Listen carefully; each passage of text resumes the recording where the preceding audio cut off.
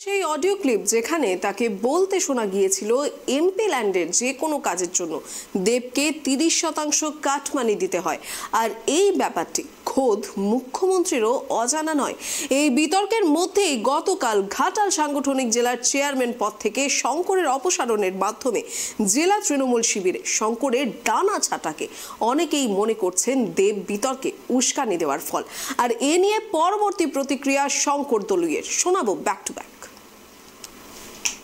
সংঘাত মানে তৃণমূল কংগ্রেসে যারা আছেন, যে গোষ্ঠী আছে, আপনারা যেগুলো বলেন গোষ্ঠী দ্বন্দ্ব, কিসের জন্য? মানুষকে পরিষেবা দেওয়ার জন্য, উন্নয়নের কাজ করার জন্য, মানুষের পাশে দাঁড়ানোর জন্য? তা তো না।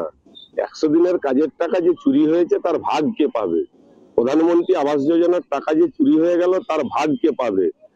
কয়লা বালি সহ বিভিন্ন ক্ষেত্রে যে দুর্নীতি হচ্ছে, সেই লুটের টাকা কার ঘরে যাবে? এই নিয়ে তো গোষ্ঠী দ্বন্দ্ব। তৃণমূল কোনো রাজনৈতিক দল নয়, এটা হচ্ছে চোরেদের পার্টি। একটা হচ্ছে কোম্পানি, যে কোম্পানির মালিক এবং মালকিন মমতা বন্দ্যোপাধ্যায় এবং অভিষেক ব্যানার্জি। এই দলে তারাই পদ পায় যারা লক্ষ লক্ষ কোটি কোটি টাকা দুর্নীতি করে নবান্নের 14 তলায় পাঠাতে পারে, তারাই বড় পদ পায়। তারপরে সব থেকে বড় কথা যে আমাদের ঘাটাল লোকসভার প্রার্থী, ঘাটাল লোকসভার সাংসদ দেববাবুর পিছনে লেগেছিলেন। আর দেববাবু হচ্ছে মমতা ব্যানার্জি অভিষেক বন্দ্যোপাধ্যায় খুব ঘনিষ্ঠ।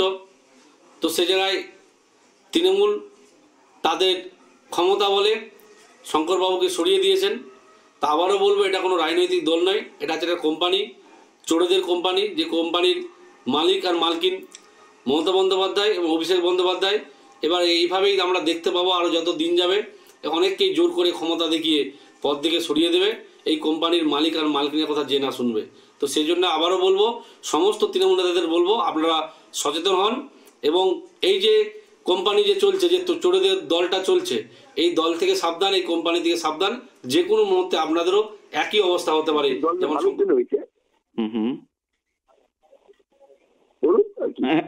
মানে এটা কি আপনি পেয়ে গেছেন? চিঠি পেয়েছেন মনে হয়? না, আমি আর কিছু খবর পাইনি, আমি ওই এটাই দেখছি। আচ্ছা, অল ইন্ডিয়া আমার কাছে কোনো খবর নেই, আমি সাংবাদিকরা ফোন করছে তার থেকে জেনেছি। আচ্ছা। আর এদিকে দেবের ইস্তফার প্রতিক্রিয়ায় শুরু হয়েছে কটাক্ষ, পাল্টা কটাক্ষ। আর এ নিয়েই এই দেব বিতর্কে উস্কানি দেওয়ার ফল বলে এমনটাই মনে করছে ওয়াকিবহল মহল। এই পুরো বিষয়ে আমরা বিস্তারিত জানবো আমাদের প্রতিনিধি শুভর কাছ থেকে।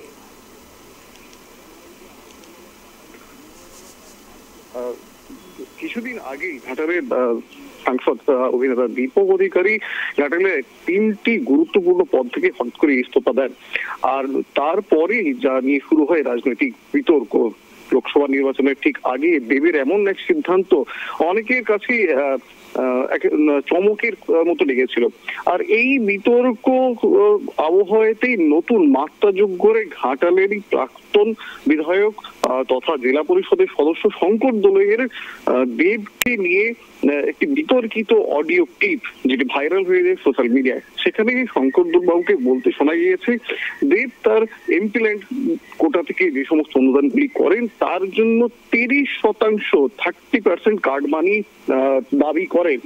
এমনটা নয় যে তৃণমূলের শীর্ষ নেতৃত্ব এই ব্যাপারে জানতেন না, খোদ মমতা বন্দ্যোপাধ্যায়ও নাকি এই ব্যাপারে জানতেন, তা সত্ত্বেও তিনি চুপ ছিলেন।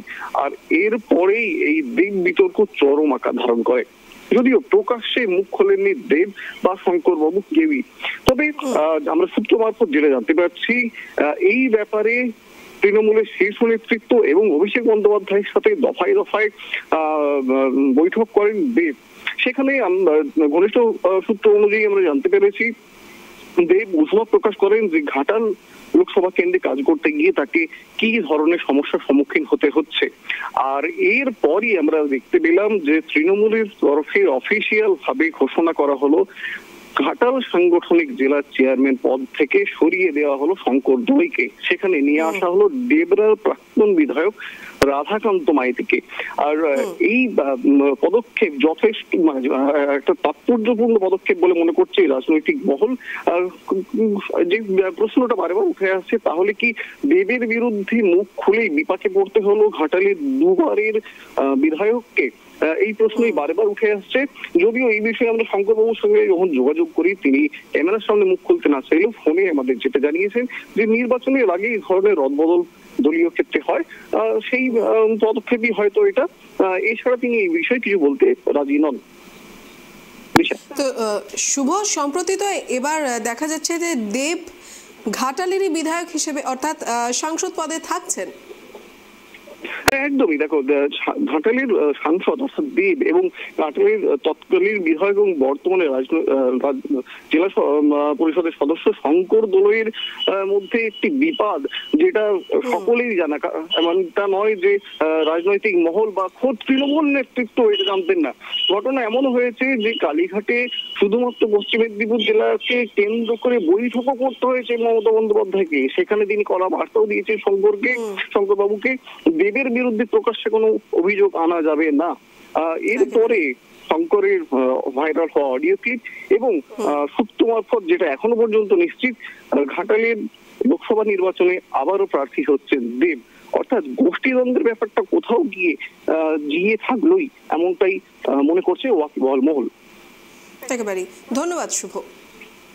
আর এদিকে দেবের ইস্তফার প্রতিক্রিয়ায় শুরু হয়েছে কটাক্ষ পাল্টা কটাক্ষ। দেবের এই ইস্তফাকে ঘিরে রীতিমতো সম্প্রতি শঙ্কর দোলইয়ের ভাইরাল হওয়া অডিও ক্লিপ, আর তারপরেই শুরু হয় নানান রকম জল্পনা কল্পনা। সম্প্রতি তাকে বিধায়ক পদ থেকে অপসারণও করা হয় এবং তারপরেই আরও তেতে ওঠেন শঙ্কর দোলই। যেমনটা তিনি বলছেন যে এই কাটমানির বিষয়টি মুখ্যমন্ত্রীর নিজেরও অজানা নয়, যদিও অবশেষে এই সমস্ত জল্পনা কল্পনার অবসান ঘটিয়ে ঘাটালেই থাকছেন অভিনেতা দেব।